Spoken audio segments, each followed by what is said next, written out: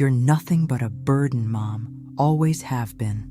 With those 9 words, spoken by my only son at his wedding, my world shattered. But from that public humiliation came an awakening that would transform me from invisible to unstoppable. They wanted my money, my property, my submission, but instead, they unlocked a woman they never knew existed. This is the story of how betrayal became my salvation, and how my quiet revenge restored not only my dignity, but my very soul. Subscribe now, and let me know in the comments where you're watching from. This journey might just change your life too. The crystal champagne glass shattered in my hand as Robert's words echoed through the suddenly silent reception hall. 300 guests froze mid-conversation, all eyes turning to me, the mother of the groom, standing alone as blood from my cut palm stained the silk tablecloth crimson. "You're nothing but a weight, Mom. Always have been. My name is Martha Sullivan." At 71, I thought I'd experienced every kind of pain life could offer. Losing my husband too young, raising a child alone, working double shifts until my feet bled. But nothing had prepared me for this moment, when the son I'd sacrificed everything for revealed what he truly thought of me. 3 weeks before the wedding disaster, I stood on the deck of my newly purchased beach house in Rhode Island. This property represented 30 years of sacrifice, second jobs, skipped vacations, clothes from thrift stores. The small blue Cape Cod with weathered shutters had been my personal Everest, and I'd finally reached its summit. "It's perfect," I whispered to the ghost of James, my husband gone 10 years now. "Robert and Vanessa will have a beautiful life here." The real estate agent had called it a $1 million view on a nurse's salary miracle. This house would be my legacy, my gift to my only son and his new bride, a debt-free start to their married life. My phone rang, Robert's name flashing on the screen. "Mom," he said without preamble, "we need to talk about the wedding seating. Vanessa's parents are concerned about the head table arrangement." "Oh, I thought we'd settled. They think it might be better if you sit with the extended family at table 19. Table 19. The farthest table from the head table, tucked near the kitchen doors. "I see," I said, my voice carefully neutral. "If that's what Vanessa wants, it's just seating, Mom. Don't make it a thing. Oh, and about your dress. Vanessa's mother thought the blue might clash with the wedding colors in photos. Could you maybe wear something more neutral?" The blue dress I'd splurged on. My first new dress in 3 years. That had been the theme all weekend. Whatever makes the bride happy. I'd spent the morning arranging lily boutonnieres despite my arthritis pain. No complaining. Not today. Not on Robert's special day. "Mom, can you not hover?" "Vanessa's family has hired professionals for everything," Robert had said, with an edge I pretended not to hear. Now at the reception, I sat at my reassigned table in the far corner, thinking about that beach house, my gift to Robert and Vanessa. I'd worked extra shifts for decades to give my son something special to start his married life. When I finally approached the head table, Robert was on his 4th glass of champagne.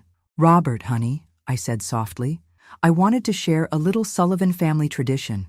Your father always said—" "Mom," his interruption was sharp enough to turn heads. "Can you just not? Not everything has to be about Dad or some ancient family tradition. I just thought—" "You just thought you'd make this about you." Again. Vanessa's father was tapping a glass, calling for attention. The room quieted. "A toast," someone called. "Yes, a toast." Robert stood unsteadily. "To my beautiful wife and her amazing family who put together this perfect day." He turned to me with a smile that didn't reach his eyes. "And to my mother, who just can't help but try to insert herself where she isn't needed." A collective intake of breath rippled through the room. "You know, Mom," he continued, louder now, "not every moment of my life needs your input. You don't have to try so hard all the time. It's exhausting for everyone." I felt my cheeks burning. "Robert, You're not helping, Mom. You're not adding anything. You're not anything but a weight, Mom. Always have been." That's when the champagne glass shattered in my grip. The silence was deafening. I could feel 300 pairs of eyes on me, see Vanessa's mortified expression, not at what Robert had said, but at the scene he was causing. A tear slid down my cheek, but I kept my spine straight, the way my mother had taught me. "I'm sorry you feel that way," I whispered, my voice steadier than I felt. "I love you, Robert. Always will." Then I smiled, the kind of smile women of my generation perfected, the one that hides earthquakes beneath its surface. I nodded politely to Vanessa's parents, turned and walked steadily toward the exit, past tables of wide-eyed guests, past the life I thought I knew. Outside, I looked up at the stars, wondering how many times I could rebuild my life from scratch. First when James died, leaving me with a 3-year-old, and now this new knowledge that the center of my world saw me as nothing but a burden, a weight. If only he knew just how light I could become. The morning after Robert's wedding, I returned to my modest 2-bedroom home in Hartford.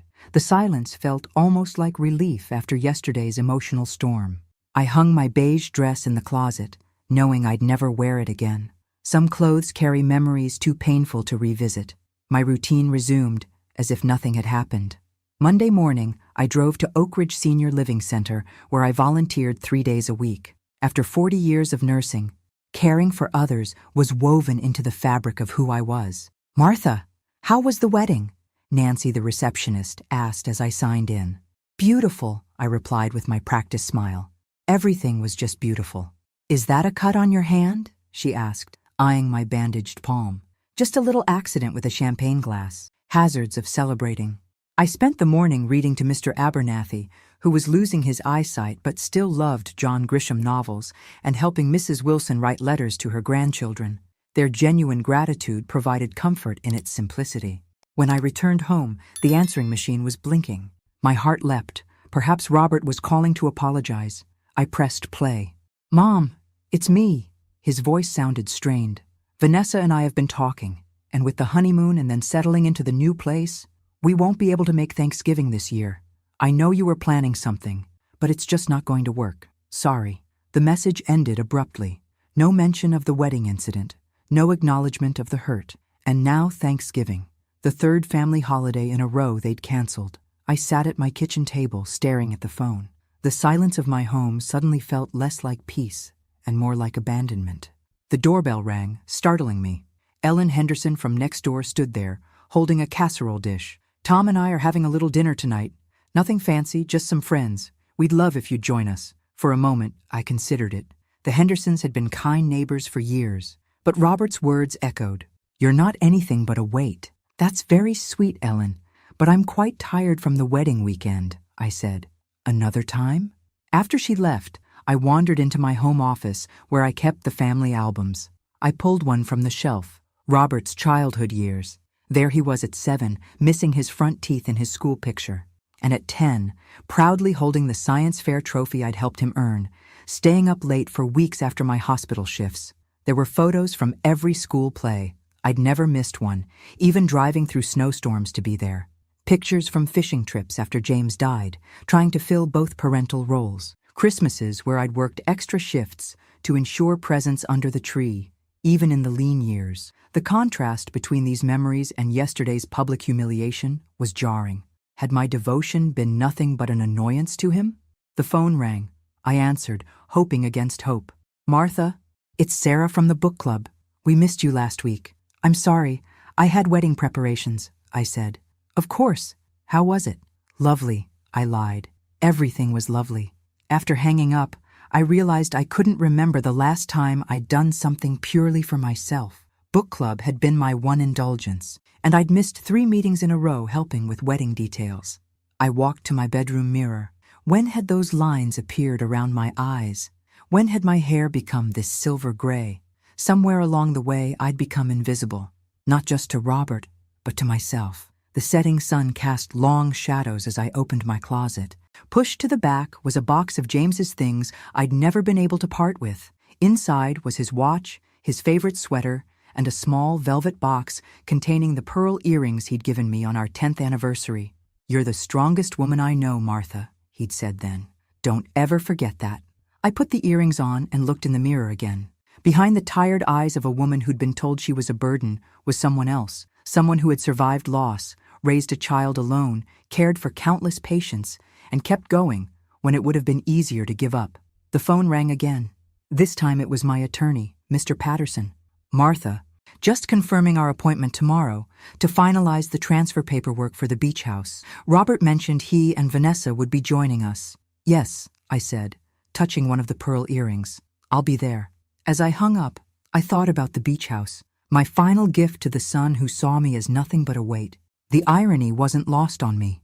I'd spent my entire life lifting others up, only to be told I was dragging them down. Tomorrow, I would sign away the culmination of decades of sacrifice. And then what? Continue to shrink myself, making my existence as unobtrusive as possible? The bedroom grew darker as night fell, but I made no move to turn on the lights. In the shadows, a thought began taking shape, small at first, then growing bolder. What if this wasn't the end of my story, but the beginning? I wore my best navy blue suit to Mr. Patterson's office the next morning. It was outdated, purchased for James's funeral 10 years ago, but it still fit. And somehow its formality gave me strength. I'd carefully bandaged my cut palm and applied enough makeup to hide evidence of another sleepless night. The law offices of Patterson and Associates occupied the third floor of one of Hartford's older buildings, all polished wood and brass fixtures. Mr.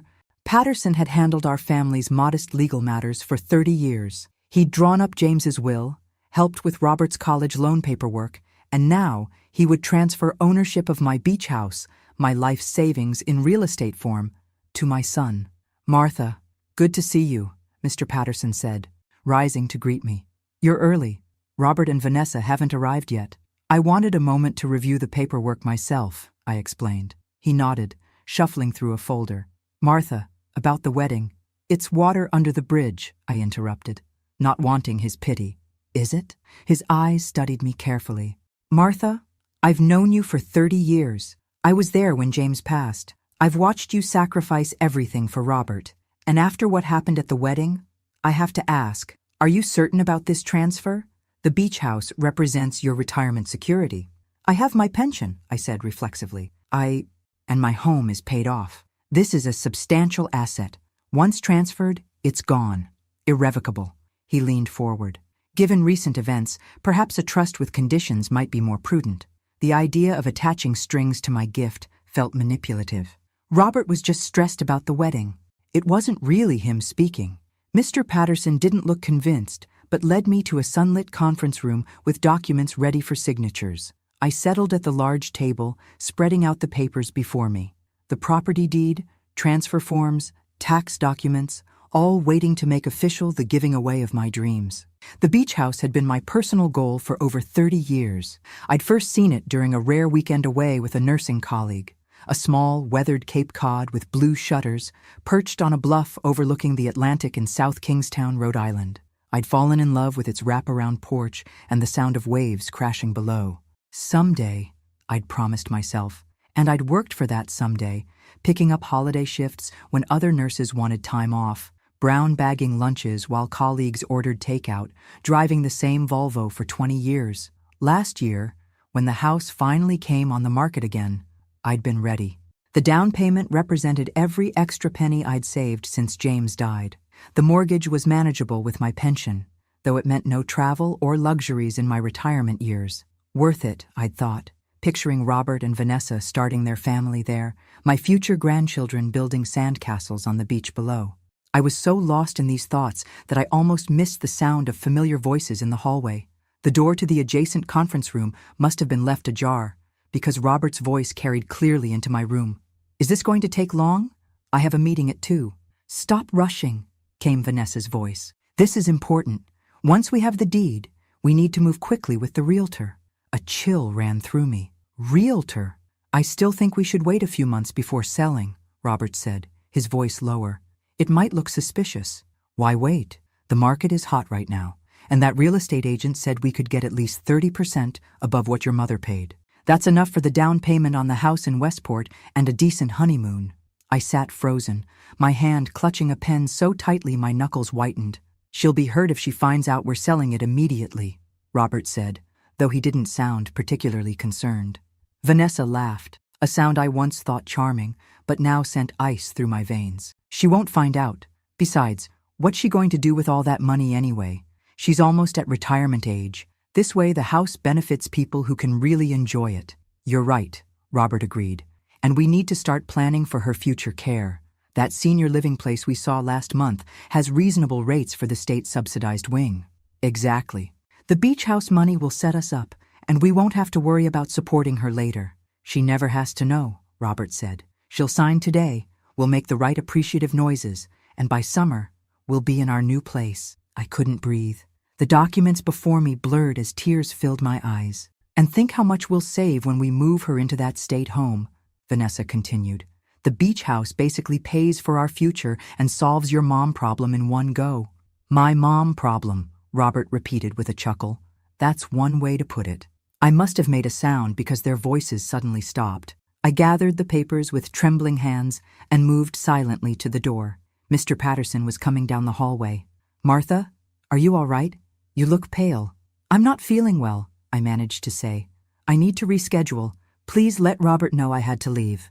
Outside, the autumn air felt sharp in my lungs. I walked blindly, with no destination in mind, just the need to put distance between myself and the truth. My son, my only child, saw me as a problem to be solved, a chess piece to be moved, where convenient. I found myself in Bushnell Park, sitting on a bench beneath a maple tree blazing with orange leaves. An older man was feeding squirrels nearby. You look like you've seen a ghost, miss, he said, offering me a kind smile. Perhaps I have, I replied, the ghost of who I thought my family was. As the afternoon light filtered through the maple leaves, I made a decision. I would go home and open James's box, the one he'd left with the instruction, open when you need guidance. What I didn't know then was that opening that box wouldn't just change my day or my month. It would change everything. The drive home from Hartford was a blur.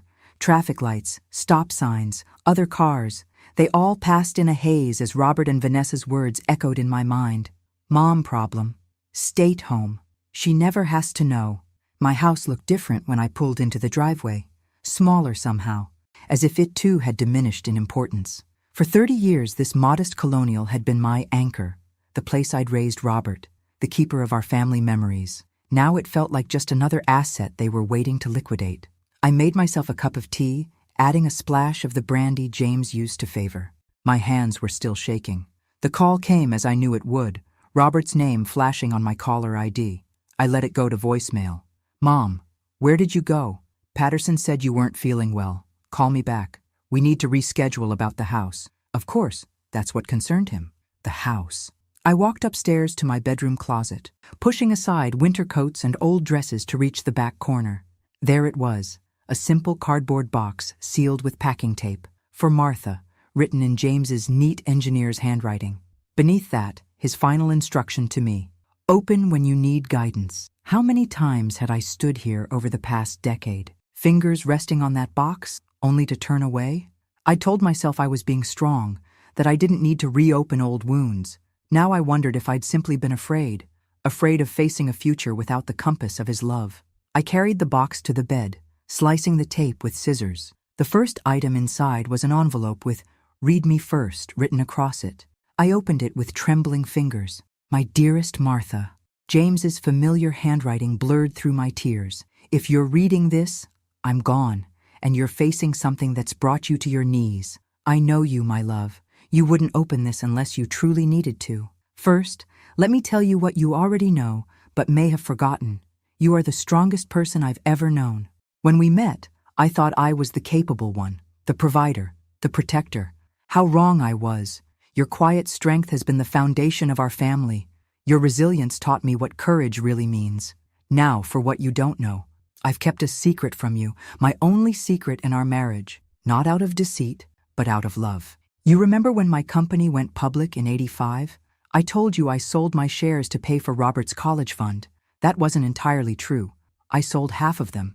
The other half I placed in a trust in your name, with specific instructions that you not be informed until after my death, and then only if you asked about it specifically. Why? Because I know you, Martha. You would have insisted we use that money for Robert's education, or for medical bills, or for 1,000 other practical needs. You would never have kept it for yourself. But some things are just for you, my love. Not for Robert, not for me, for you. In the investment portfolio, you'll find in this box, you'll see what became of those shares. My colleague Richard Thompson has managed them all these years, reinvesting dividends, making conservative but steady choices. By my calculations, you should be a wealthy woman by now. Use this freedom well, Martha. Live the life you deserve, Not the life others expect of you. Not the life that makes you smallest or quietest or most convenient. You always said I was the dreamer, but you were wrong. I merely dreamed out loud. Your dreams ran deeper, hidden even from yourself sometimes. It's time to unearth them. It's time to live for Martha. You always were the strongest of us both. Now it's time for the world to see that too. All my love, forever, James. I read the letter 3 times, tears flowing freely down my face. Then I emptied the rest of the box onto the bed. There were more letters, dozens of them, each labeled for different occasions. When Robert graduates, on your 65th birthday, when you feel alone. I set these aside, too raw to read more of James's words tonight. Next came photographs I'd never seen. James and me on our honeymoon, looking impossibly young.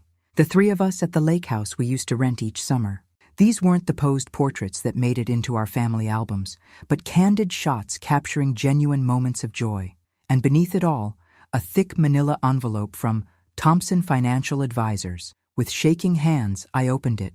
Statements, portfolios, account numbers. As I flipped through them, the numbers seemed unreal. 7 figures, more money than I'd ever imagined having. Technology stocks, blue-chip investments, municipal bonds, a diversified portfolio that had grown steadily for decades without my knowledge. There was a business card, paper-clipped to the front page. Richard Thompson, Senior Financial Advisor, and a handwritten note. Call anytime, Martha. James made me promise to help you when the time came. For the first time since the wedding, I felt something other than pain. I felt possibility. All these years, I'd defined myself solely as Robert's mother, James's widow, my patient's caregiver, never just Martha, never just me. The phone rang again. Robert. Again, I didn't answer. Instead, I picked up another envelope from the box, this one labeled simply, "When Everything Changes." Inside was a photograph of James and me, standing on a beach at sunset. I was laughing, my head thrown back, while James looked at me with such love, it made my heart ache anew. On the back, he'd written, "This is who you really are, Martha. Remember her?" I studied the woman in the photograph, her dark hair lifting in the sea breeze, her posture radiating confidence and joy. There was no hint of the self-effacing, invisible woman I'd become. I reached for the phone, but not to call Robert back. Instead, I dialed the number on Richard Thompson's business card. "Thompson Financial," a receptionist answered. "This is Martha Sullivan," I said, my voice steadier than it had been all day. "I believe Mr. Thompson has been managing an account for me. I'd like to schedule an appointment." "Of course, Mrs. Sullivan. Mr. Thompson has a note in our system about you. He can see you tomorrow at 10 a.m. if that works for you." Tomorrow, a new day, perhaps the first day of a new life. "That would be perfect," I said. I slept better that night than I had in months. Despite the earthquake that had shattered my understanding of my relationship with Robert, I felt strangely calm. When dawn broke, I was already awake, watching pink and gold light paint my bedroom ceiling. My first call that morning wasn't to Robert, though he'd left 3 more messages, each progressively more agitated about rescheduling the house situation. Instead, I called Mr. Patterson. "Martha, I was concerned about you," he said. "Are you feeling better?" "Much better, thank you," I replied. "I need to cancel the property transfer. Permanently." A pause. "I see. May I ask what prompted this decision?" I considered how much to share. Let's just say I overheard a conversation that made me reconsider whether this gift would be appreciated in the spirit it was intended. "Well, as nothing has been signed, that's easily done. Would you like me to inform Robert, or will you handle that?" "I'll handle Robert," I said, surprising myself with my newfound assertiveness. "But I'd like to schedule another appointment to discuss estate planning from a different angle." "Of course. And Martha, I'm glad you're looking out for yourself." After that call, I dressed with unusual care for my meeting with Richard Thompson, choosing a tailored pantsuit I'd purchased years ago for a nursing conference, but rarely worn since. In the mirror, I hardly recognized myself. Without the slumped shoulders and apologetic posture I'd unconsciously adopted, I looked formidable. Thompson Financial occupied the top floor of one of Hartford's newer glass towers. The receptionist led me to a corner office with sweeping views of the Connecticut River. Richard Thompson rose to greet me, a tall man in his 60s with silver hair and kind eyes that crinkled at the corners. "Martha Sullivan, after all these years, it's an honor to finally meet you. James spoke of you constantly. I wish I could say the same, I replied with a small smile. But it seems my husband kept quite a few secrets from me.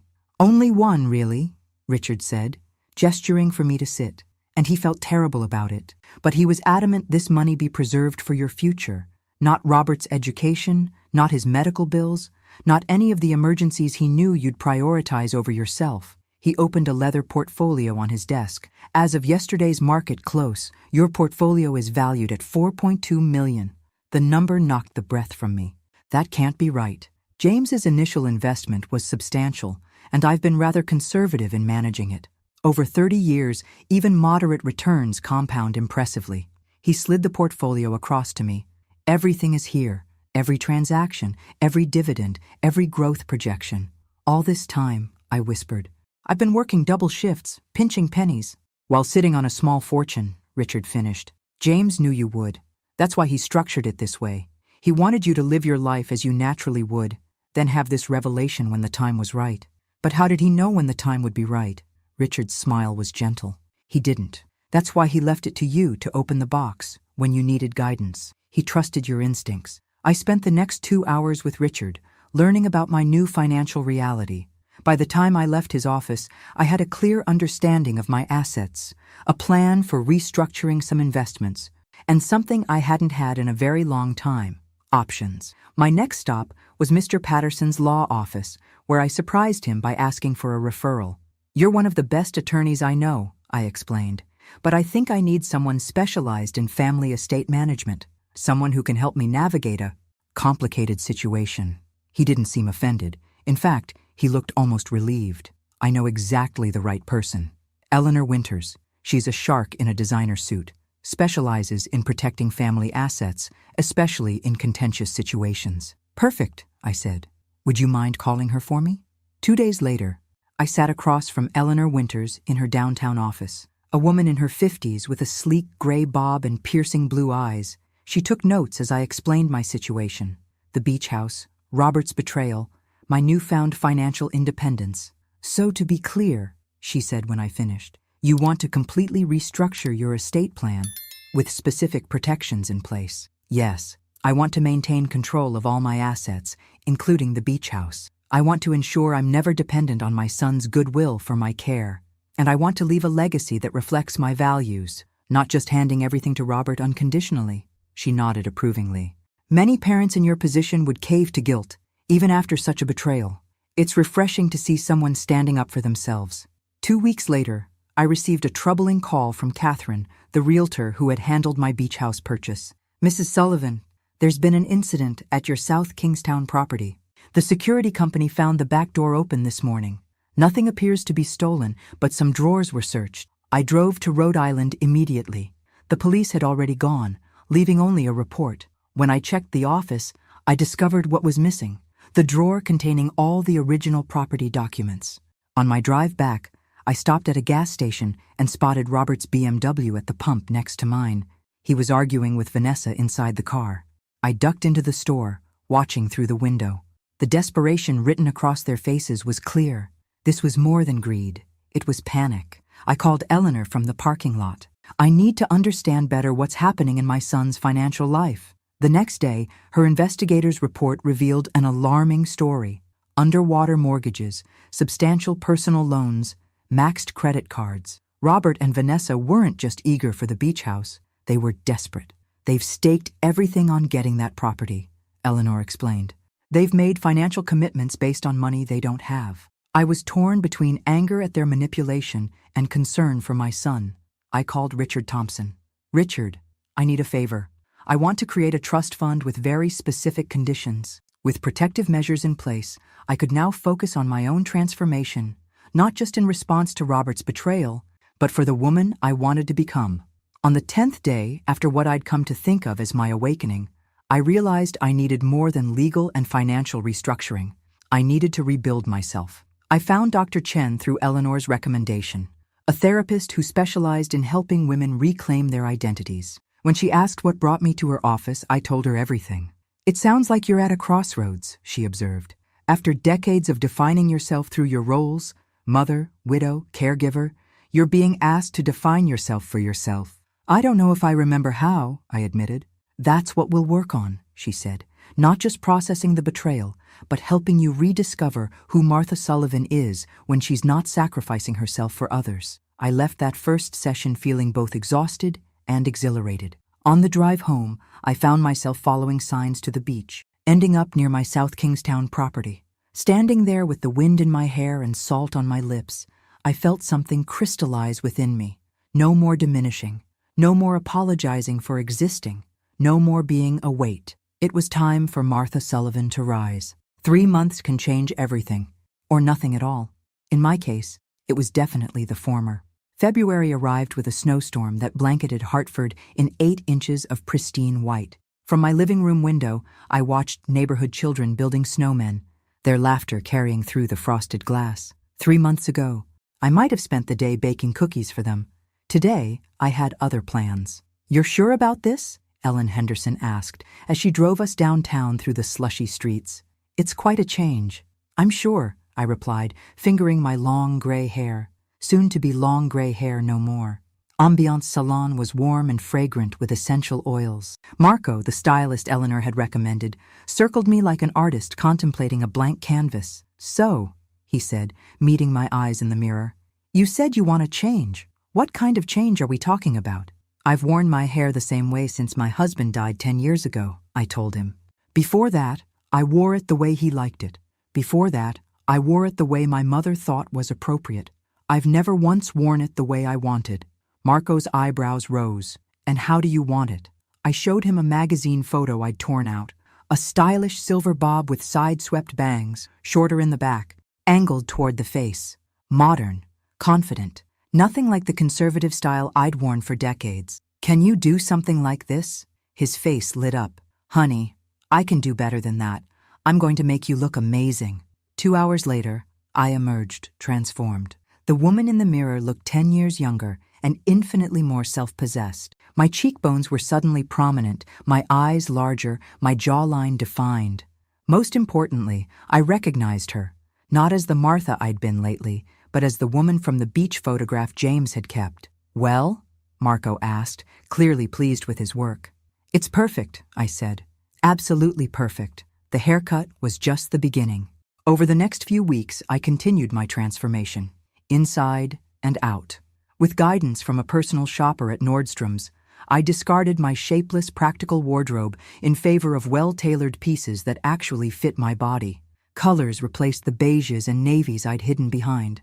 A makeup consultant taught me simple techniques that enhanced rather than concealed. But the external changes were merely reflections of the deeper work happening within. "What did you love to do before life got in the way?" Dr. Chen had asked during our 3rd session. I'd had to think about it. "I used to paint. Watercolors mostly. Landscapes." "And when did you stop?" "When Robert was born." There wasn't time, and then it seemed frivolous. Dr. Chen's expression had been gentle but challenging. Frivolous to whom? The question followed me home, nagging at my conscience until I found myself driving to an art supply store the next day. I returned with watercolor paper, professional-grade paints, and brushes that felt both foreign and familiar in my hands. My first attempts were hesitant, clumsy things, but by the 3rd try, muscle memory began to return. By the 10th painting, I was losing hours in the focused flow of creativity, emerging only when the light changed or my stomach reminded me to eat. I joined a local art class at the community center. There, I met Sophia, a fellow widow who'd reinvented herself after her husband's death by opening a small gallery featuring local artists. When she saw my work, she offered surprising encouragement. "You have a distinctive style," she told me. "Your use of light is unusual. Melancholy, but beautiful. Would you consider showing a few pieces in my spring exhibition?" I'd laughed, thinking she was being kind. "I'm just a beginner." Again. "Art isn't about technical perfection," she'd replied. "It's about what you communicate, and you're communicating something worth hearing." Through Sophia, I discovered the women's shelter where she volunteered. New Horizons provided safe housing for women fleeing domestic violence, many of them older women who'd endured decades of abuse before finding the courage to leave. Their stories resonated with me, not because James had ever been abusive, but because I recognized the self-erasure, the constant accommodation. Many of these women need to rebuild identities that were systematically dismantled, explained the shelter director. They need to rediscover who they are apart from their abusers. I understand that process, I told her, more than you might think. Soon, I was volunteering twice a week, helping women navigate social services, teaching basic financial literacy, or sometimes just listening. It was different from my hospital nursing, less physical care, more emotional support, but it drew on the same wellspring of compassion that had defined my career. Through all of this, Robert continued his campaign of calls and texts. They'd evolved from demanding to concerned to manipulative. "Mom, we need to talk about the house. Mom, are you sick? Should I come check on you? Mom, I'm sorry for whatever I did. Please just call me." And finally, the nuclear option. "Mom, I'm worried about your mental state. Maybe we should look into having someone check on you regularly." That last message had sent me straight to Eleanor's office. "He's laying groundwork," she'd warned, "suggesting you're not competent. It's a common tactic when adult children want control of assets." So I'd finally answered one of his calls, keeping it brief and composed. "I'm perfectly fine, Robert. I've been busy with new projects and commitments, and I've decided to keep the beach house for now. It's not up for discussion. But Mom, my decision is final. I'll be in touch when I'm ready to talk further." One afternoon, my doorbell rang unexpectedly. I opened it to find Vanessa standing alone on my porch, something unprecedented. "May I come in?" she asked, looking uncharacteristically uncertain without her usual designer outfit and perfect makeup. Over coffee, she revealed a side of herself I'd never seen. "I grew up with nothing," she told me. Literally nothing. My mother was a waitress raising 3 kids alone after my father left. I remember eating macaroni with ketchup for weeks because it was all we could afford. Robert had never mentioned this aspect of her background.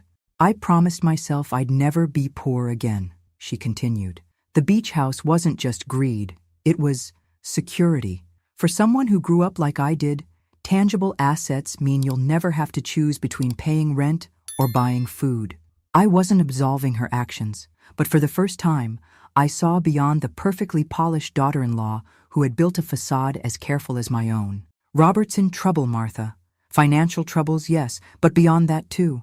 He's lost, between the man his father was and the man he thought he needed to be."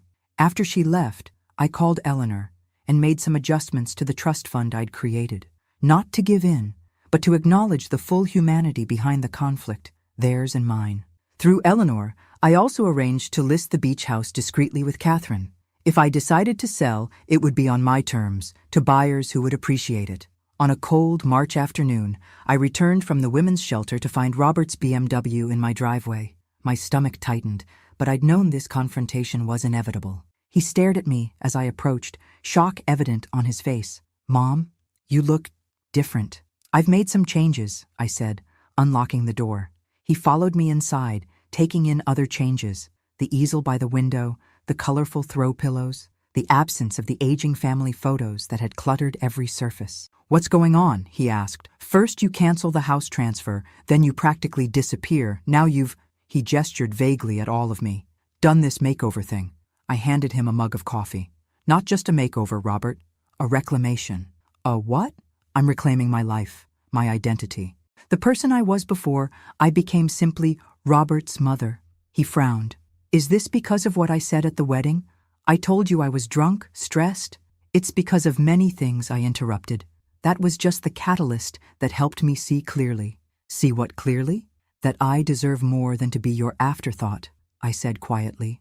"That I've spent decades putting you first, only to discover you see me as a burden to be managed. So this is, what, punishment?" I shook my head.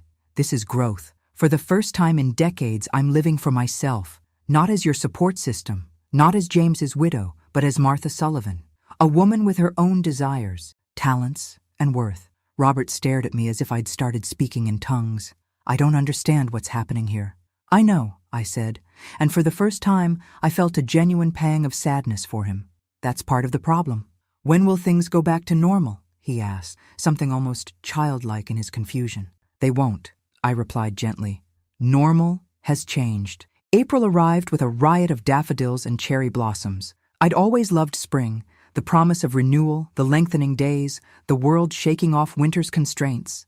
This year, the season felt particularly symbolic. Catherine called on a Tuesday morning with news. I have an offer on the beach house, Martha. It's significantly above asking price. I nearly dropped my coffee mug. Above asking? But we listed it at market value. The Jacobsons fell in love with it, she explained.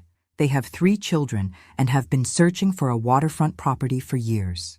When they saw the sunset from your porch, Mrs. Jacobson started crying. They don't want to risk losing it in a bidding war. The amount she named made my breath catch. It was nearly double what I'd paid for the property, enough to fund several of the dreams I'd begun to nurture.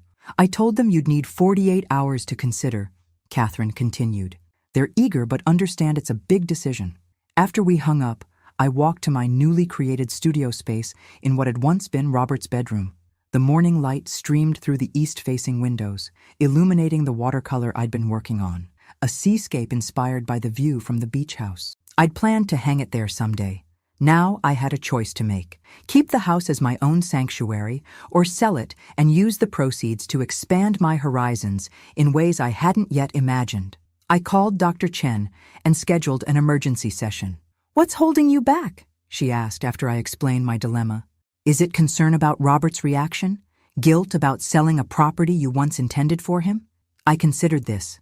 No, it's more that the house represented a dream, freedom, security, a future I controlled. And now? Now I have those things already, I realized. The house was a symbol of the life I wanted, but I'm already building that life. Maybe the house can serve a different purpose now. That evening, I called Catherine and accepted the Jacobsons' offer. On one condition, I added. I want to meet them before we close. I want to know the family who'll be making memories there. 2 days later, I met the Jacobsons for coffee. David was a professor of marine biology. Sarah ran a children's bookstore.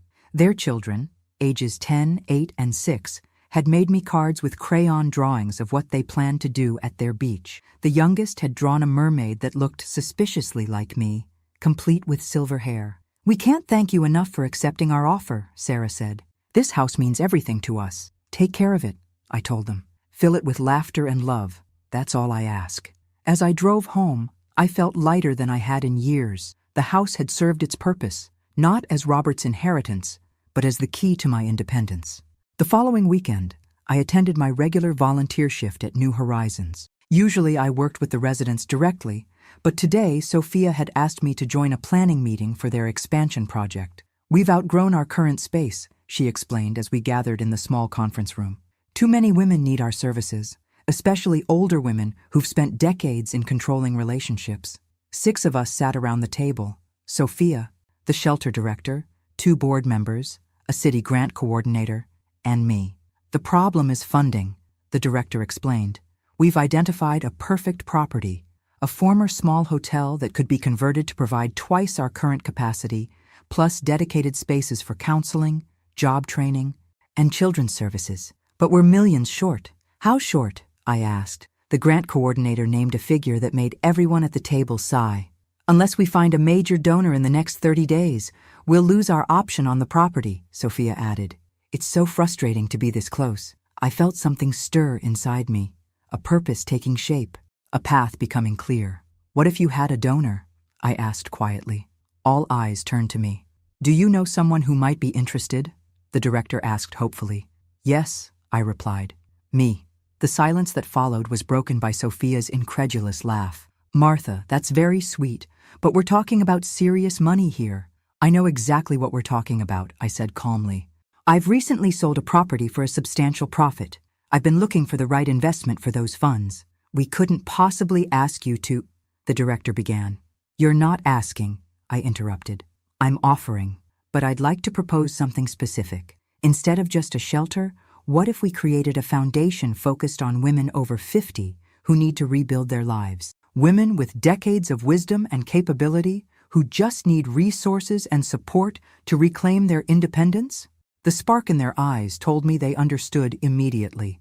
This was a demographic often overlooked in support services. Women like me, like many I'd met at the shelter, who had survived long enough to recognize their own value but needed practical help to act on that recognition. Over the next 2 hours, our discussion transformed from managing scarcity to imagining possibility. By the time we left, the outlines of the Second Spring Foundation had taken shape. a comprehensive program that would provide shelter, financial counseling, career retraining, legal support, and community. As I drove home that evening, the setting sun painted the horizon in brilliant oranges and pinks. I thought about Robert, who still hadn't grasped the magnitude of the change in our relationship. He'd called twice more, each time circling back to the beach house, still unable to comprehend that my priorities had fundamentally shifted. I hadn't told him about the sale. That conversation would come soon enough. My phone buzzed with a text from Sophia. "I still can't believe what happened today. You're changing lives, Martha, including your own." I smiled as I pulled into my driveway. After decades of making myself small to accommodate others, I had finally given myself permission to live largely. Richard had helped me establish a solid plan for the beach house proceeds, part for the foundation, part for my own security and future care, and a portion set aside in a special trust for Robert with specific conditions that Eleanor had helped craft. The irony wasn't lost on me.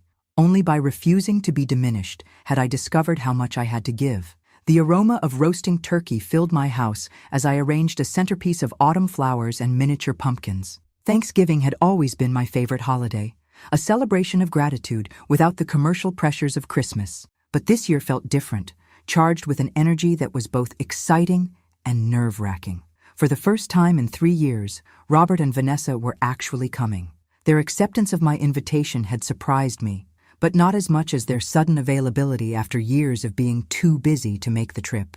"They've realized the beach house sale is real," Eleanor had said with a knowing smile when I told her.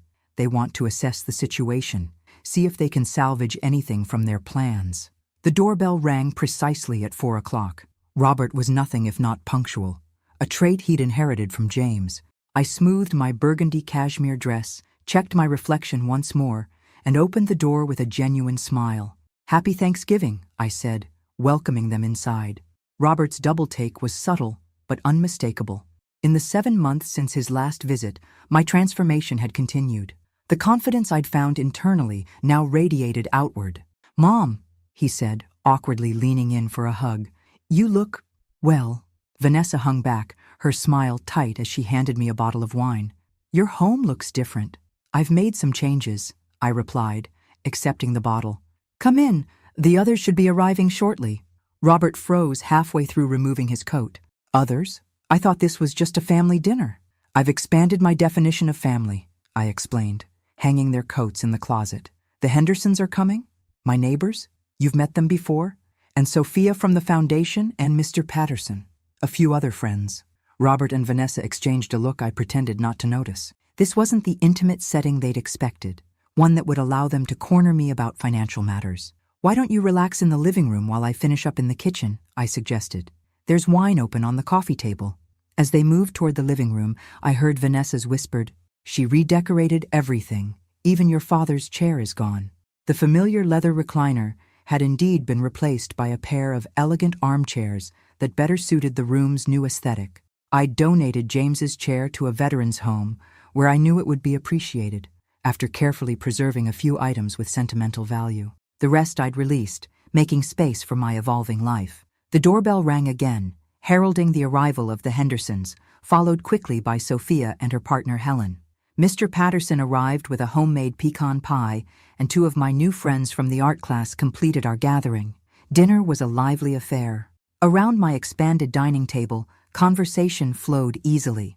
Sophia shared updates about the foundation, which had already helped 7 women transition to independent living situations. Tom Henderson described his recent retirement and new passion for birdwatching. Helen, a retired literature professor, debated the merits of various mystery novelists with Mr. Patterson. Through it all, Robert and Vanessa sat like visitors from another planet, struggling to find their footing in this unfamiliar version of their mother's life. Several times, Robert attempted to steer the conversation toward the beach house. "I drove by the property in South Kingstown last month," he mentioned casually during a lull. "Looked like there was some activity there." "The new owners are doing some renovations," I replied easily, passing the cranberry sauce. "The Jacobsons, lovely family with 3 children. They've already sent me photos of their oldest learning to surf." The color drained from Robert's face. "New owners? You sold it?" "In April," I confirmed. "They fell in love with it immediately." Sophia, would you pass the rolls, please? As conversation resumed around us, I could feel Robert's stunned silence like a physical presence. Vanessa's hand closed over his wrist, her fingernails digging visibly into his skin. Later, as guests helped clear dishes between dinner and dessert, I overheard Robert and Vanessa in heated whispers from the guest bathroom, their voices carrying through the old heating vent into the kitchen. She sold it. She actually sold it. Robert's voice was tight with disbelief. After all that talk about it being our inheritance, our future, something's going on with her, Vanessa replied. Have you seen how she's dressing? The furniture? These friends suddenly everywhere? She's having some kind of breakdown or midlife crisis. She's 71. That's hardly midlife. Whatever it is, we need to figure it out. The house money has to be somewhere. We need that money, Robert. I know, Robert hissed. But look at her, she's not the same person. She used to be manageable. The word hung in the air like a slap. Manageable. Is that how my son had seen me all these years? Not as a person with my own desires and agency, but as something to be managed. We need to get her alone, Vanessa continued. This crowd wasn't an accident. She's avoiding a real conversation about the money. The following morning, I took my usual early walk through the park near my home. The air was crisp, the grass still frosted. As I rounded the lake, I spotted Robert sitting alone on a bench, staring at the water with reddened eyes. Robert? I approached cautiously. He turned, startled. Mom, what are you doing here? Morning walk. And you? He shrugged. Couldn't sleep at the hotel. I sat beside him, keeping a respectful distance. For several minutes, we watched the mist hover over the lake in silence. Vanessa and I fought all night, he finally said, his voice hoarse. About the house, about you, about money, about everything. I'm sorry, I replied, and truly was. Despite everything, I never wished unhappiness for my son. He gave a bitter laugh. You were right, you know. About the house. We were going to sell it immediately. We even had a buyer lined up. I know. He looked at me surprised. How? I have my resources now, I answered simply. Robert sighed deeply. What happened to us, Mom? When did I become this? He gestured to himself with evident disgust. We're in trouble, he said abruptly. Financial? Serious? I thought as much. Loans, mortgages. We gambled everything on the beach house. He rubbed his face. It was stupid, reckless. We took on debt based on money we didn't have. Why not ask me for help directly? His laugh was bitter. And admit I failed? That I needed my mother to rescue me? After I'd tried so hard to prove I was… He stopped, realizing what he was about to say. Better than me? I completed gently. He hunched his shoulders, shame evident on his face. Come with me, I said, standing. I want to show you something. At the foundation office, I handed him a file containing details of the trust fund I'd established with part of the beach house proceeds. It would help with his immediate debts, but came with strict conditions: mandatory financial counseling, complete transparency, and regular community service at the foundation's financial literacy program. Why would you do this after everything we did? He asked, staring at the documents in disbelief. Because you're my son, I replied simply, and because I believe you can be better than your worst decisions. As I watched him drive away, a file tucked under his arm, I wondered if I'd made the right decision. The trust wasn't a blank check. It was an opportunity for growth, if he chose to take it. That evening, I received an unexpected email from Vanessa, simply titled, "Thank you." She wrote that she and Robert had decided to separate temporarily, each needing to find their own path forward. The snow had begun to fall as I closed my laptop. The foundation was on solid footing, my own future secure, and a seed of potential change planted in my son. For the first time in decades, I was walking my path on my own terms. December arrived with a dusting of snow and the familiar pressure of holiday expectations. The Second Spring Foundation was thriving. We'd secured the former hotel property and renovations were well underway. My days were filled with purpose, committee meetings, art classes I now taught rather than just attended, and deepening friendships. I was arranging pine boughs on my mantel when my doorbell rang, an unexpected sound on a Tuesday morning. Through the peephole, I saw Robert shifting nervously on my front step, collar turned up against the cold. For a moment, I considered not answering. Our Thanksgiving encounter had ended unresolved, and I'd enjoyed the peaceful week since, but avoidance solved nothing. and I'd long since stopped running from difficult conversations. "Robert," I said, opening the door. "This is a surprise. Can we talk?" He didn't wait for an invitation, stepping past me into the foyer. Privately, somewhere without an audience this time. His tone held an accusatory edge that immediately set me on guard. "There's a cafe 2 blocks down. Let's walk there." I deliberately chose a public setting, partly on Eleanor's advice to always meet in places where others could witness our interactions, partly because I knew Robert would be less likely to create a scene. The cafe was busy with morning customers, but we found a corner table away from the main traffic. Robert ordered black coffee. I chose Earl Grey tea. We sat in awkward silence until our drinks arrived. "I'm listening," I said finally, warming my hands on the teacup. Robert stared into his coffee. "I want to know why you're doing this. The real reason, not some line about finding yourself or whatever." "That is the real reason," I replied. "Sometimes the simplest explanation is true. So this has nothing to do with punishing me for what I said at the wedding." I sighed. "Robert, not everything is about you." He looked up, startled. "What's that supposed to mean?" "It means that my choices aren't a reaction to you. They're about me, about how I want to live the remaining years of my life. But the timing is connected to what I overheard, yes. Hearing you and Vanessa discuss me as a problem to solve was illuminating. But my response wasn't about punishment. It was about finally seeing clearly how one-sided our relationship had become." Robert shifted uncomfortably. "Look, what you heard, it wasn't like that. We were just talking, exploring options that involved selling the home I spent decades saving for and putting me in a state facility to maximize your profit," I said calmly. "Those were your exact words, Robert. Solve your mom problem." The color drained from his face. "I didn't mean—" "You did," I interrupted gently. "And that's okay. It showed me where I truly stood in your life, not as someone to be loved or respected, but as a resource to be managed." A woman at the next table glanced over, then quickly looked away when she caught my eye. "You've always been so selfless," Robert said, leaning forward. "Everything for me, for Dad, for everyone else. That's who you are, Mom." "No," I corrected. "That's who I was conditioned to be. The perfect mother, the supportive wife, the woman who never inconveniences anyone. But beneath all those roles was a person, a complete human being with dreams and desires of her own. So now you're just, what? Living for yourself? Spending the beach house money on clothes and furniture?" His gesture toward my camel hair coat carried undisguised judgment. "Among other things," I agreed, refusing to be baited. "I've also established a foundation for women rebuilding their lives after trauma or loss. I'm teaching art classes. I'm traveling to the national parks I've always wanted to see. I'm living a full life, Robert." He stared at me as if I were speaking a language he couldn't quite translate. "But what about us? What about your family? What about us?" I echoed. "Tell me honestly, Robert, before the beach house situation, when was the last time you called me just to check how I was doing?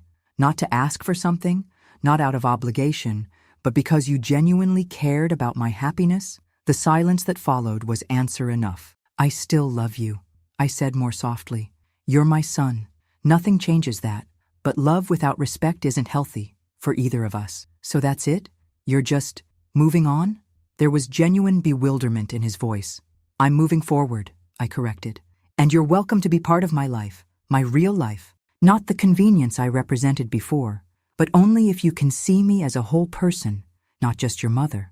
Robert's phone buzzed. He glanced at it, then back at me with new urgency. "The beach house money. What did you do with it? Was it really all spent on this foundation thing?" So that was why he'd come. Not reconciliation, not understanding, but a last attempt to salvage something from his failed plan. "My financial decisions are no longer your concern," I said, my voice firm but not unkind. "I've made provisions for my future care that don't involve being warehoused in a state facility. Beyond that, what I do with my resources is my business." "But what about our future? Vanessa and I were counting on that money for the house in Westport, for starting a family eventually." I was confused. "I thought you and Vanessa had separated. At least that's what her email suggested." He flushed. "It's complicated. We're trying to work things out. The trust fund you set up helps, but it's not enough for what we had planned." Now I understood. He had accepted the trust fund with its conditions, but was still hoping for more. still seeing me primarily as a source of financial support. I spent 30 years counting on having a son who valued me for more than my assets, I replied. We both faced disappointment. Robert's expression hardened. Is this how it's going to be now? You holding the past over my head forever? No, I said, finishing my tea. This is me establishing healthy boundaries, something I should have done decades ago. Mom, he tried again, desperation creeping into his voice. After everything we've been through, everything you and Dad sacrificed for me, you really would deny your only son a better future? I'm not denying you anything, Robert. I'm finally giving myself the respect I deserve. I stood, placing money for our drinks on the table. When you're ready to build a relationship based on mutual respect rather than what you can get from me, I'll be here. As I walked home through the light snow, I felt a complex mixture of sadness and liberation. The conversation had gone exactly as Eleanor had predicted, the progression from guilt to accusation to outright demand. But something unexpected had happened too.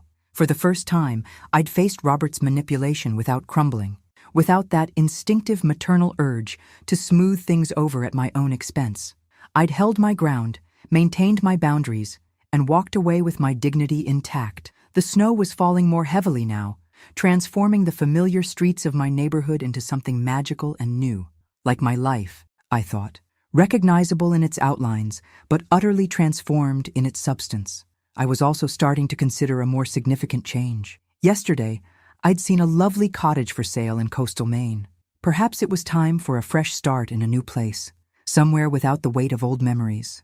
The idea of waking up to ocean views every morning, of painting on a deck overlooking the Atlantic, was beginning to take hold in my imagination. The winter ahead might be cold, but spring would come again, and this time I would meet it as my complete self. Christmas lights transformed Hartford into a glittering wonderland as December deepened. I'd always loved the holidays, even in the lean years after James died, when I'd worked extra shifts to ensure Robert had presents under our modest tree. This year, I was experiencing the season with new eyes, not as an orchestrator of others' joy, but as an active participant in my own. The Second Spring Foundation's holiday fundraising gala was scheduled for Christmas Eve at the Hartford Hilton. As the founding donor, I'd been deeply involved in the planning, determined to make our first major public event both meaningful and successful. The ticket sales have exceeded our expectations, Sophia told me as we finalized arrangements. The mayor's attending, along with several state representatives. The Hartford Courant is covering it. This is going to put us on the map, Martha. I studied the seating chart, making small adjustments. Did we hear back from Channel 8 about filming the speech segment? Confirmed yesterday. They'll run it on the late news and again on Christmas morning. Perfect, I said, feeling a flutter of nervous excitement. While I'd grown more comfortable speaking at our board meetings and donor luncheons, this would be my first time addressing hundreds of people, and potentially thousands more via television. Are you ready for your moment in the spotlight? Sophia asked, seeming to read my thoughts. I think so, I replied. The story needs to be told. The invitation list had been carefully curated. Community leaders, potential donors, and supporters of women's initiatives throughout Connecticut. I hadn't included Robert and Vanessa, assuming they'd be spending Christmas Eve with her family as they had the previous 2 years. So I was stunned when, 3 days before the event, my doorbell rang and I found them on my doorstep. We need to talk, Robert said without preamble. About Christmas. I invited them in, noting Vanessa's designer coat and the new diamond studs in her ears.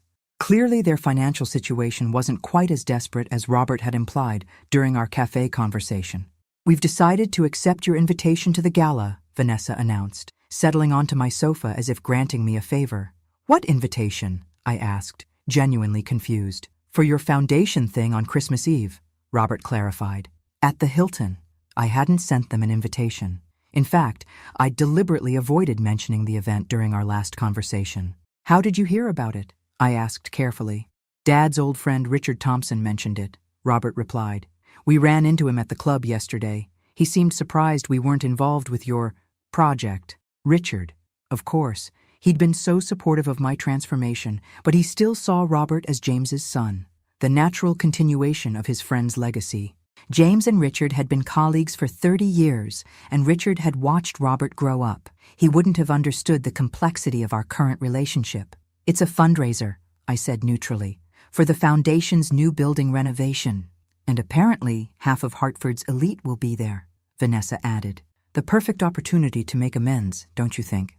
The calculation in her eyes was unmistakable. This wasn't about reconciliation. This was about appearances, networking, making connections with the wealthy and influential people who would be attending. I'm not sure it's the right setting for a family reunion, I said cautiously. Mom! Robert leaned forward, his expression earnest in a way I recognized from countless childhood negotiations. I've been thinking about our talk at the cafe. You're right, I haven't been as attentive as I should have been. Let us come to your event.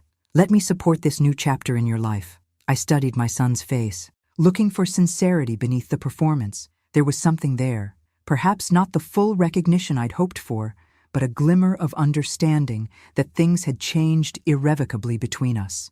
All right, I said finally. I'll have 2 tickets left at the registration table. It starts at 7. After they left, I called Eleanor immediately. They're coming to make nice, she surmised after I explained the situation. Classic approach when direct confrontation fails. They'll be on their best behavior, present a united front with you publicly, then leverage that renewed connection later. Should I have refused? No, she said thoughtfully. Let them come. Just be prepared for what happens after, the inevitable ask, whatever form it takes. The night of the gala arrived, clear and cold, with stars crisp against the winter sky.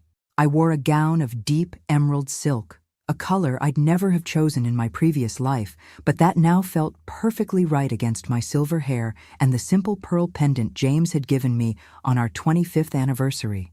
The Hilton's grand ballroom had been transformed with elegant decorations in the foundation's colors of silver and sage. Photos of our first 7 graduates, women who'd successfully transitioned to independent living with our help, were displayed alongside architectural renderings of the new facility.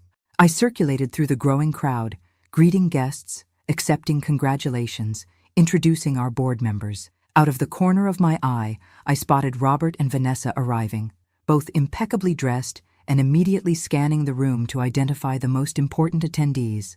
Your son made it, Sophia murmured, appearing at my elbow. Yes, I replied, though I'm not entirely sure why. Well, you look stunning, she said, squeezing my arm reassuringly. Remember that when you get up to speak. An hour later, after dinner had been served and the live auction conducted, the program director announced me as the keynote speaker. As I made my way to the podium, I caught sight of Robert and Vanessa at their table near the front, watching me with expressions I couldn't quite read. The television cameras positioned discreetly at the back of the room recorded as I adjusted the microphone. Good evening, I began, my voice steadier than I'd expected.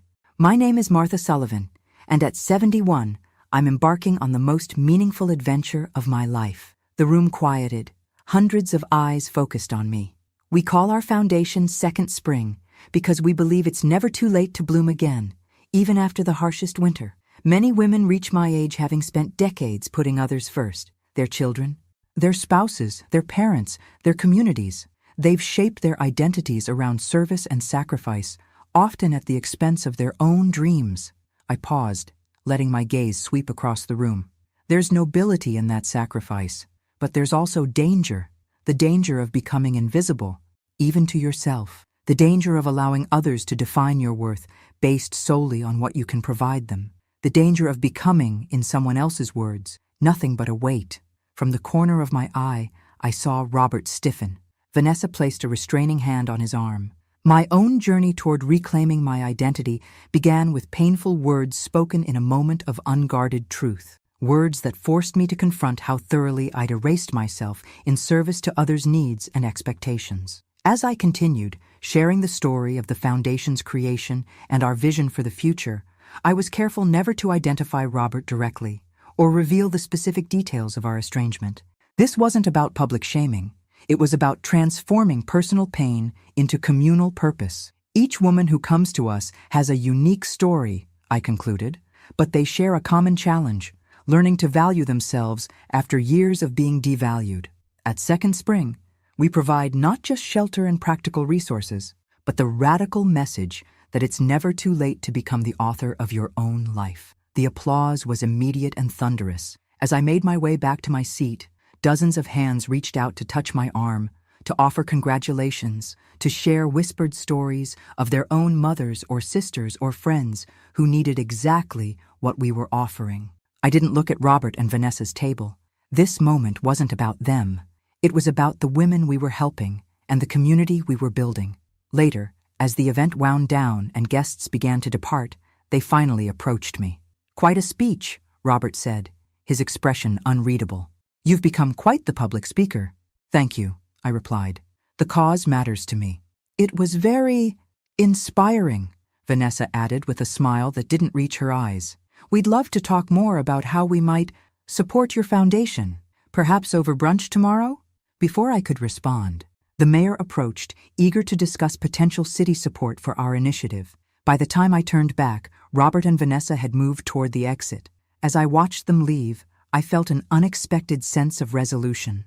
Tonight, my voice had been heard, not just by the hundreds in attendance or the thousands who would see the television coverage, but by my son. Whether he truly understood was another matter entirely. Christmas morning dawned bright and cold, sunlight glinting off fresh snow. I made myself a cup of coffee and took it to my living room, where a small tree sparkled with the ornaments I'd collected over a lifetime. No presents waited beneath it this year. I'd requested donations to the foundation in lieu of gifts, but the absence felt liberating rather than lonely. My doorbell rang at precisely 10 o'clock. Robert and Vanessa, punctual as always. I'd agreed to their brunch request, curious about what approach they'd take after the gala.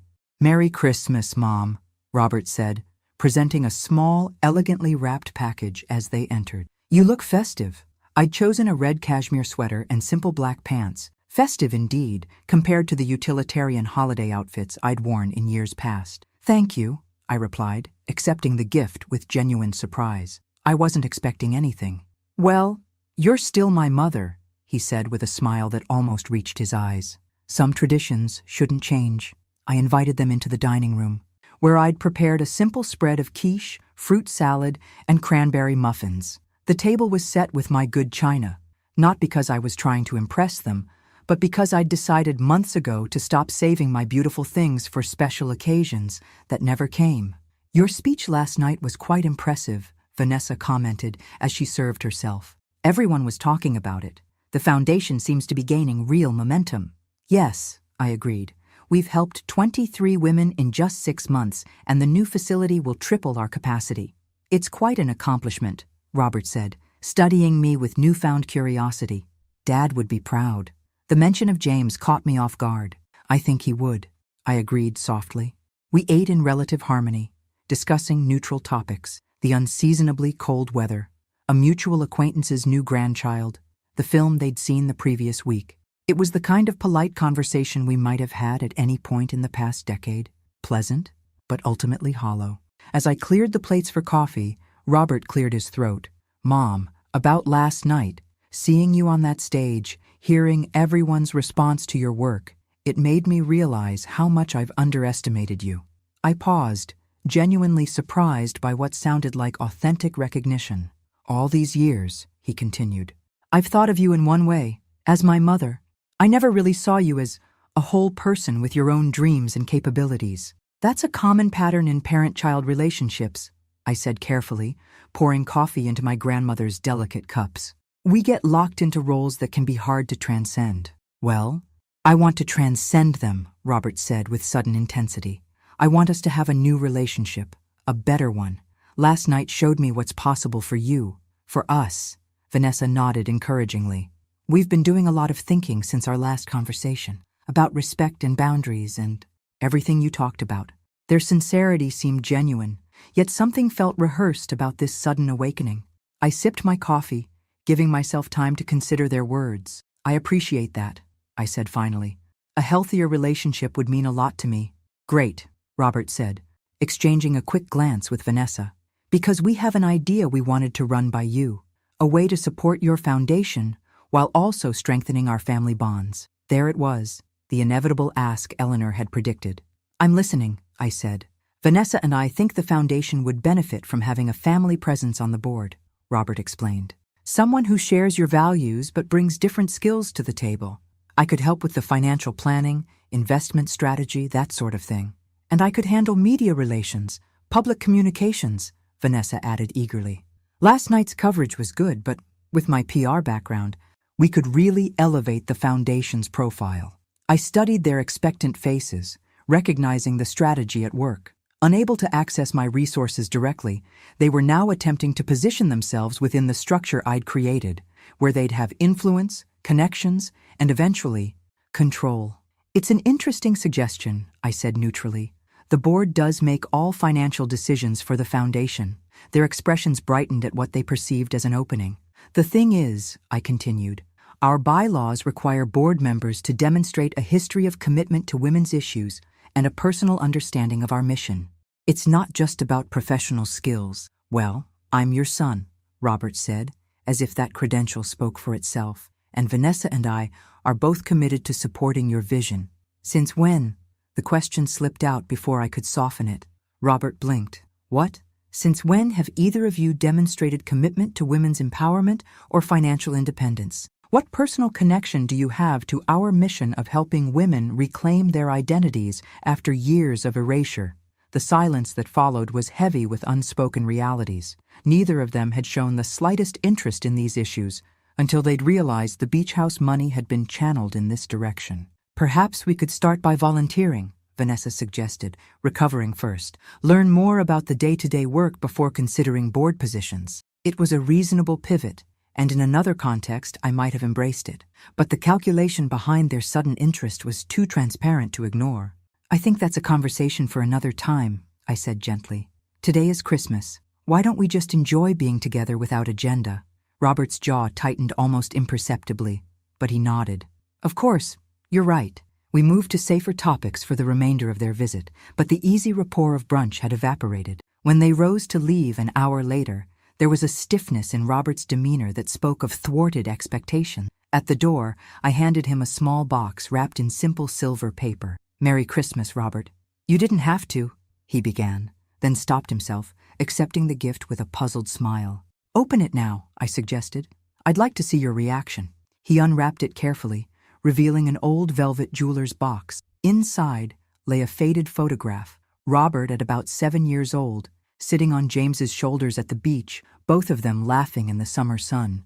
I'd found it among James's papers in the box I'd opened so many months ago. Turn it over, I said quietly. On the back, in James's neat handwriting, family is never a burden, it's a blessing. Robert and Dad, Cape Cod, 1999. Robert stared at the inscription, color rising in his cheeks. When he looked up, his eyes were bright with unexpected tears. Dad wrote this? I nodded. He treasured your relationship.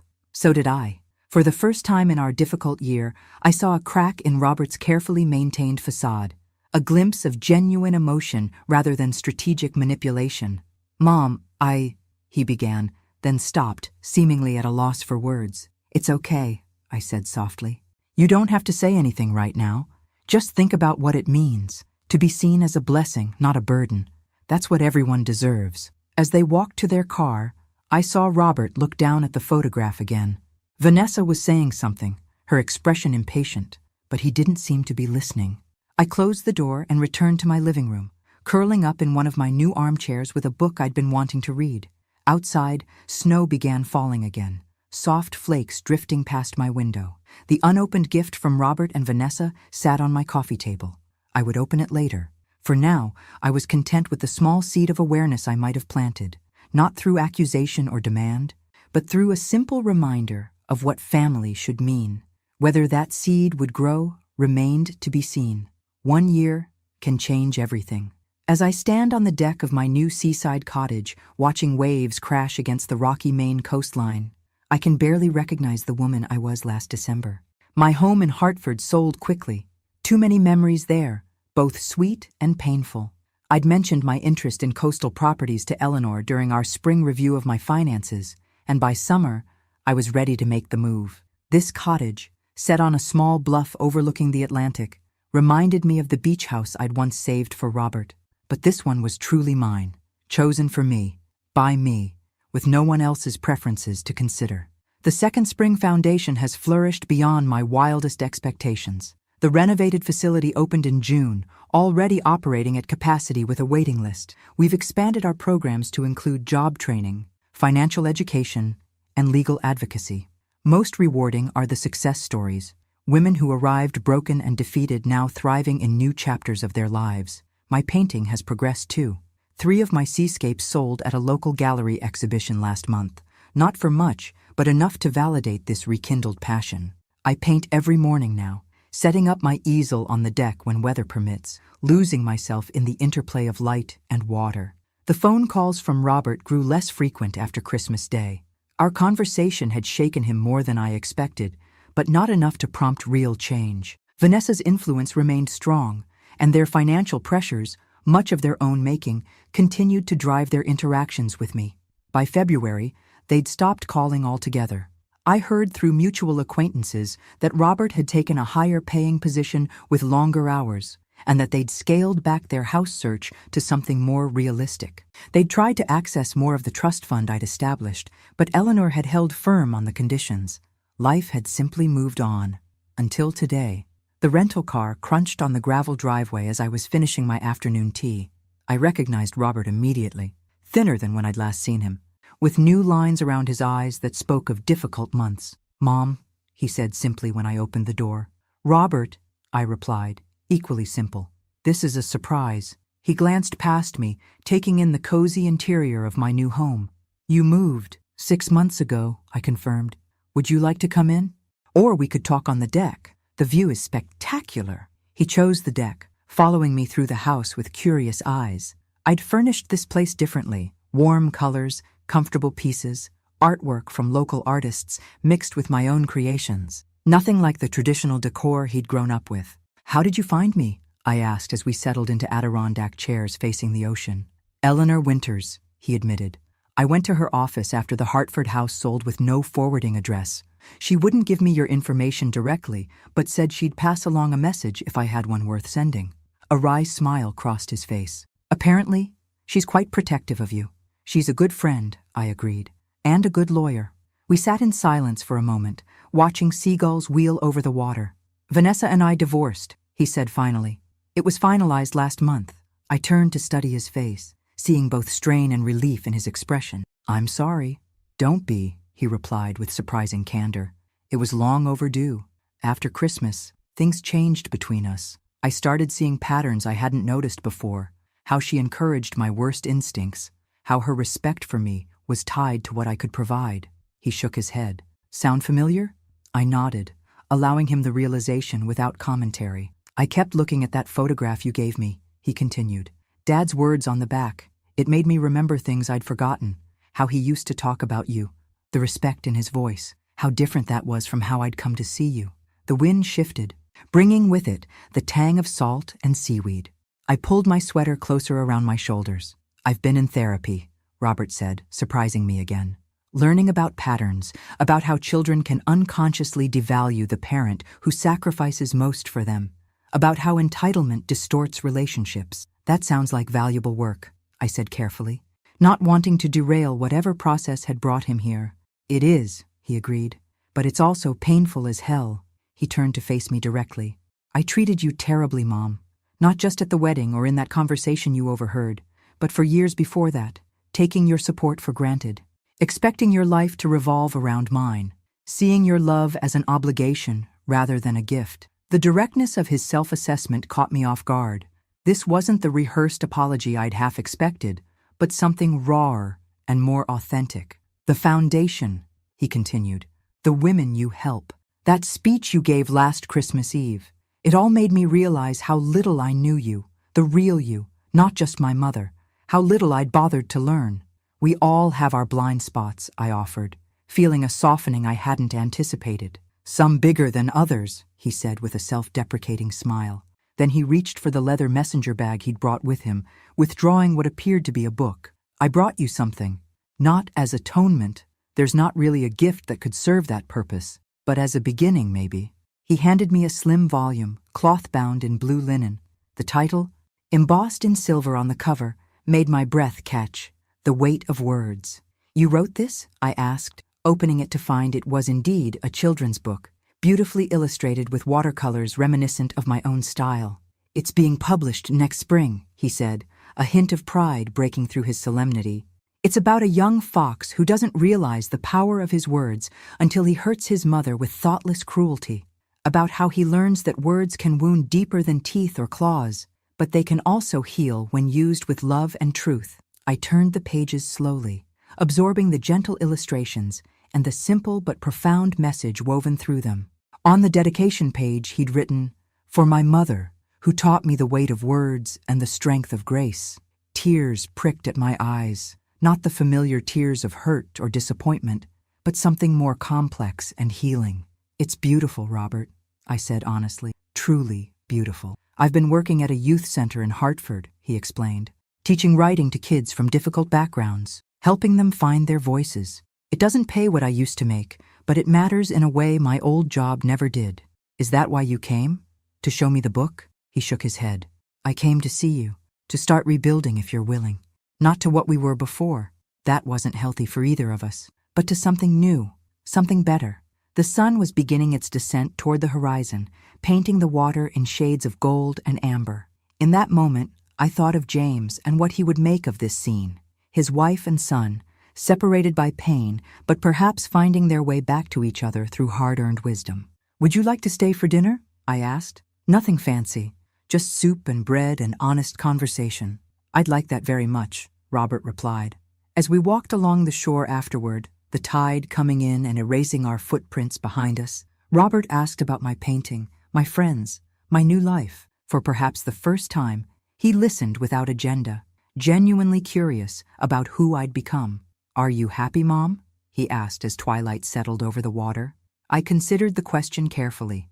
"I am," I said finally, "not in the uncomplicated way of youth, but in the deeper way that comes from living authentically, even when it's difficult, from knowing my own worth isn't dependent on anyone else's assessment. I'd like to learn that," he admitted, "to be more like you." "You'll find your own way," I assured him. "We all do, eventually." When he left the next morning, promising to call soon, I didn't know if this fragile reconnection would blossom or wither. Relationships damaged by years of imbalance aren't easily repaired, and trust, once broken, rebuilds itself in careful increments, not dramatic gestures. But standing on my deck as his car disappeared down the coastal road, I felt a sense of peace that had nothing to do with Robert's visit and everything to do with my own journey.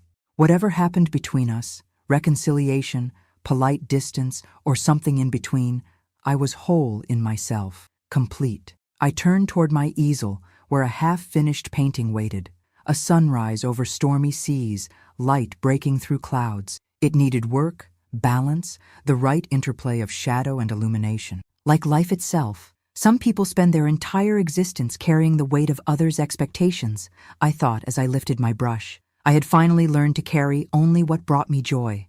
The weight of words had nearly crushed me once. Now they had become the bridge to a new understanding of myself, of my son, of the complex, imperfect beauty of human connection. As I added touches of gold to the canvas horizon, I smiled, 72 years old, and still discovering who Martha Sullivan could be. It wasn't too late. It never is. Thanks for listening. Don't forget to subscribe and feel free to share your story in the comments. Your voice matters.